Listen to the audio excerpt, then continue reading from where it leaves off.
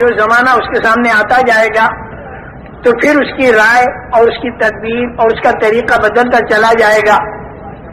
اس کے بعد پھر دوسرا زمانہ آئے گا تو پھر رائے اور طریقہ اس کا بدلتا چلا جائے گا، یہاں تک کہ آدمی کی موت آ جاوے. تو موت آنے کے بعد حالات ختم نہیں ہوتے بلکہ حالات کا انتظام کرنے کا کی جو طاقت تھی وہ ختم ہو جاتی.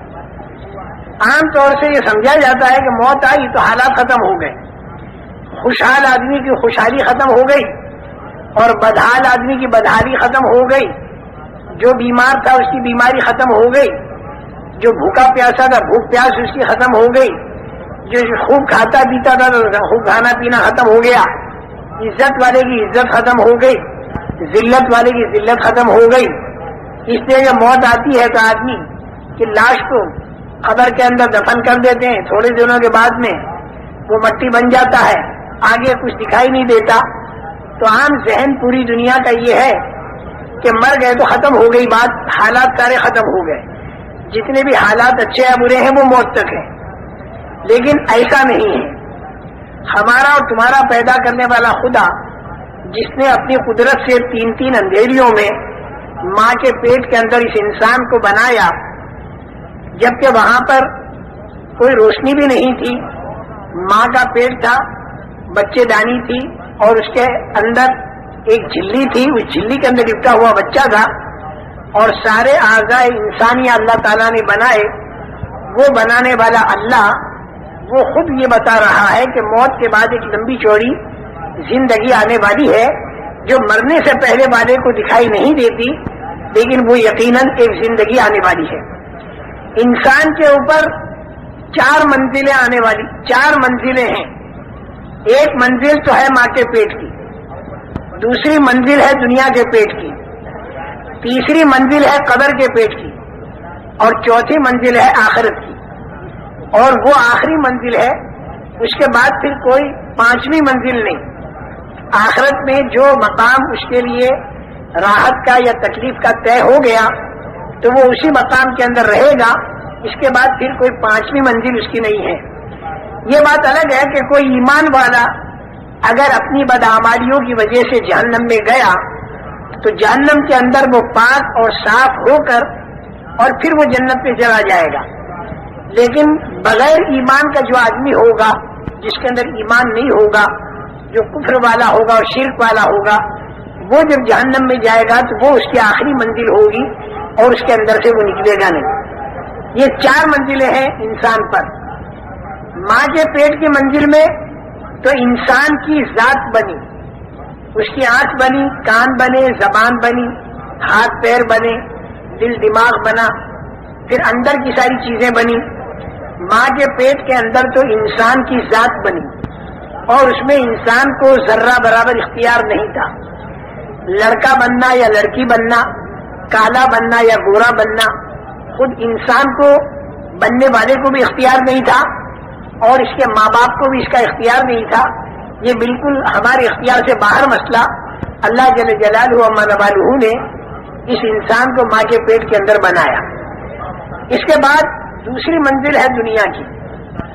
دنیا کی جو منزل ہے، اس منزل میں اللہ نے اس انسان کو ہلکا سا اختیار مرحمت فرمایا، اور یہ اختیار عجیب و غریب چیز ہے. اللہ نے اس دنیا میں انسان کو ہلکا سا بھلے اور برے کا اختیار نصیب فرمایا. جیسے املی کا بیج بولے یا آم کی گٹھلی بولے، آم کی گٹھلی بوئے گا تو آم کا درخت تیار ہوگا، اور املی کا بیج اگر بوئے گا تو املی کا درخت تیار ہوگا. اسی طریقے سے یہ انسان یہاں پر بھلا کرے یا برا کرے، دونوں باتوں میں اختیار ہے.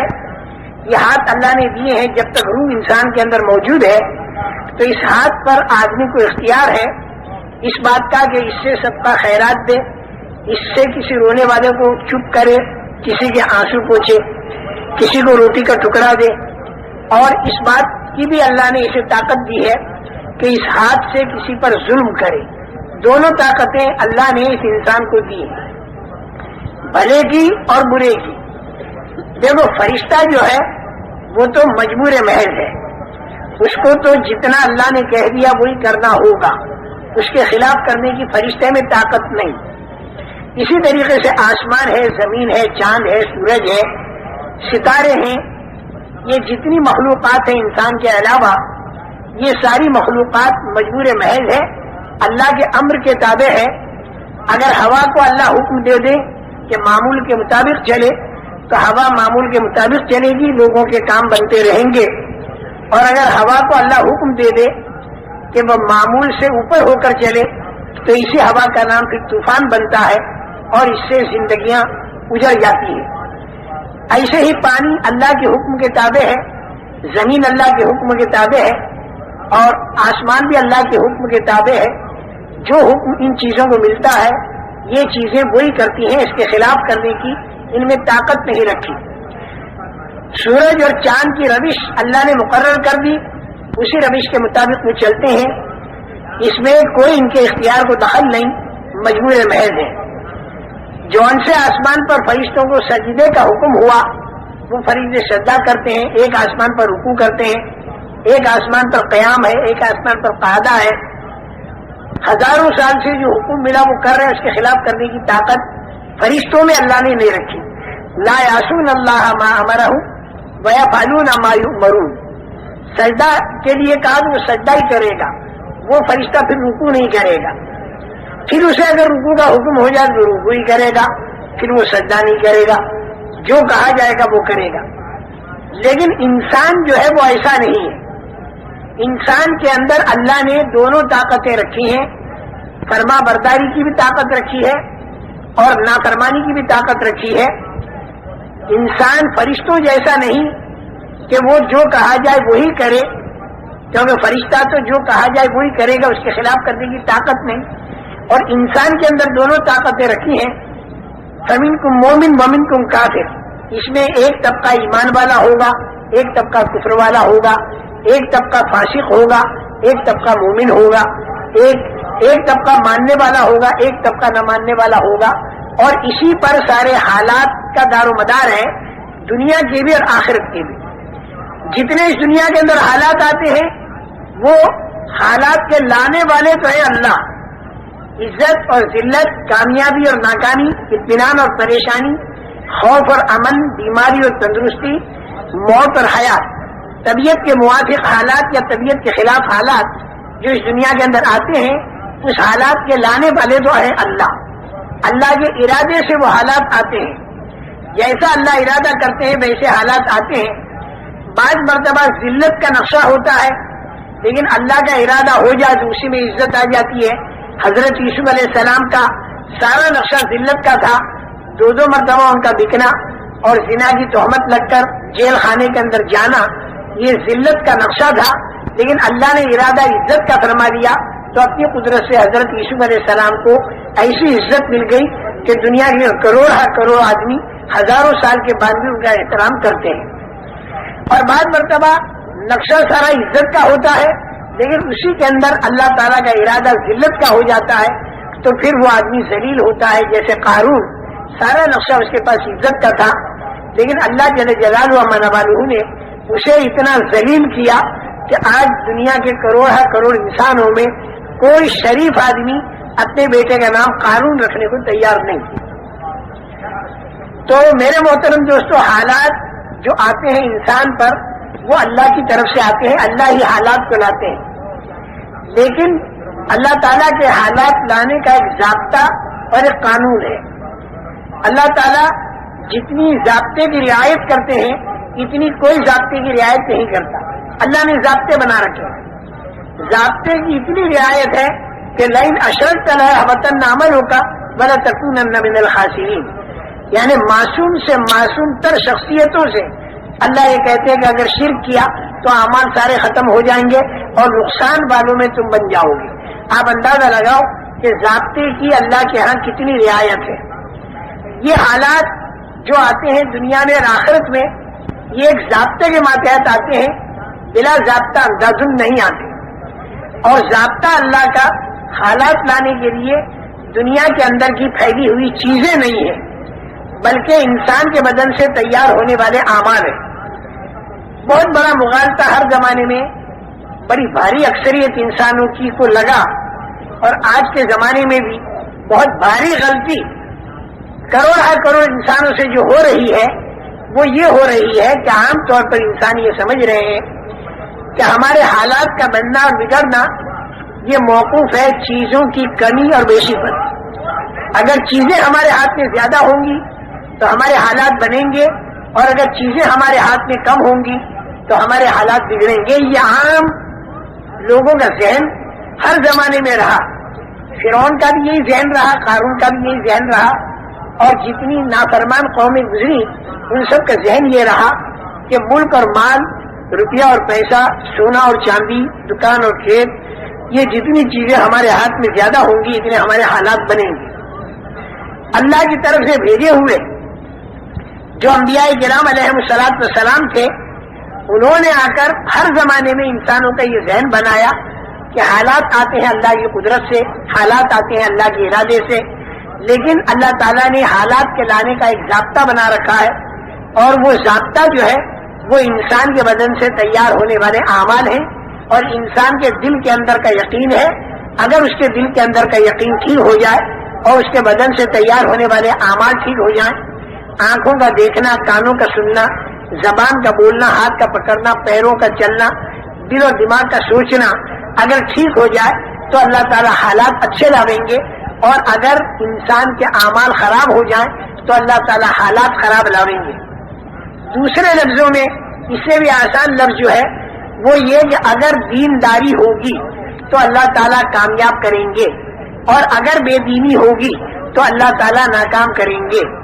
اگر دینداری کچے مکان والے کے پاس ہوگی تو اللہ کچے مکان والے کو کامیاب کریں گے، اور اگر بے دینی پکے مکان والے کے پاس ہوگی تو اللہ تعالیٰ پکے مکان والے کو ناکام کریں گے.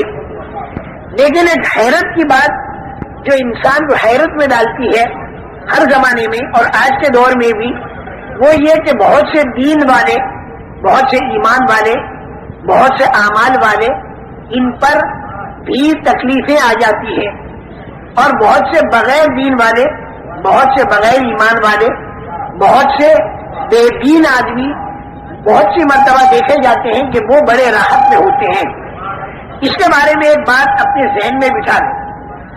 اصل کامیابی وہ ہے جو مل کر ختم نہ ہو، اور اصل ناکامی وہ ہے کہ جو آ کر ختم نہ ہو. ایک بات یہ ذہن میں بٹھا لیں. عام طور سے آدمی دیکھتا ہے کہ بے دین آدمی رشوت بھی لیتا ہے، جھوٹ بولتا ہے، دھوکہ دیتا ہے، غبن کرتا ہے، خیانت کرتا ہے، پیسہ اس کے پاس بہت ہے، کھانا، کپڑا، مکان، سواریاں بہت مزے کے اندر ہے، تو آدمی سمجھتا دیکھو بے دین ہے لیکن پھر بھی کامیاب ہے. لیکن اللہ تعالیٰ اس کو ناکام کہتے ہیں، کیونکہ یہ جو کامیابی دکھائی دی جا رہی ہے یہ کامیابی موت پر ختم ہو جائے گی، اور بعض مرتبہ موت سے پہلے ختم ہو جاتی ہے، اور موت کے بعد پھر جو ناکامی شروع ہوگی تو وہ ناکامی بڑی لمبی ناکامی ہوگی، بڑی لمبی. اگر آدمی حالت کفر یا شرک میں مرا تو پھر وہ ناکامی ایسی ہوگی جو کبھی ختم نہیں ہوگی، جس کو اللہ تعالیٰ خسران المبین کہتے ہیں.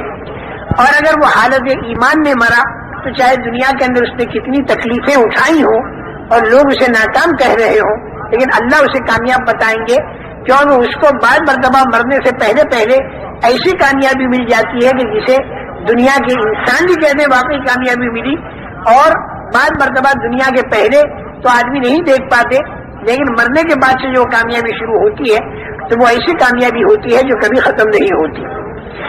موت پر حالات ختم نہیں ہوتے بلکہ موت پر حالات بڑھ جاتے ہیں. اگر مرنے کے بعد اچھا حال آیا تو وہ اچھا حال بڑھ جائے گا، مرنے کے بعد اگر برا حال آیا تو وہ برا حال بھی بڑھ جائے گا. جیسے دنیا کے حالات ہیں ویسے نہیں رہیں گے. دنیا کا جیسا اچھا حال ہے، موت کے بعد اگر کسی کو اللہ نے اچھا حال دیا تو وہ دنیا جیسا اچھا حال نہیں ہوگا بلکہ وہ بڑا ہوا ہوگا.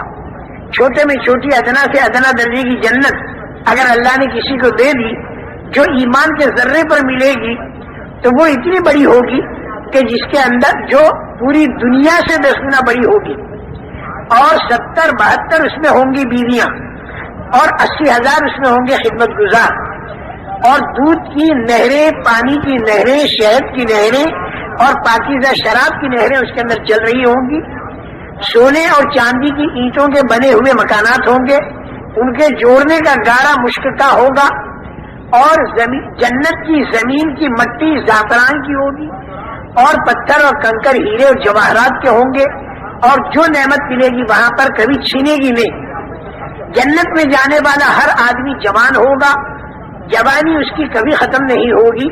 مرد بھی اور عورتیں بھی 30-33 سال کی عمر کے ہو کر جنت میں جائیں گے، چاہے مرنے کے وقت میں عمر ان کی 90 سال کی ہوئی ہو، لیکن جنت میں جاتے ہوئے 30-33 سال کی عمر ہوگی، اور 50 کروڑ سال کے بعد اگر اس جنتی کو دیکھا جائے تو ویسا ہی جوان جاپان 30-33 سال کا ہوگا۔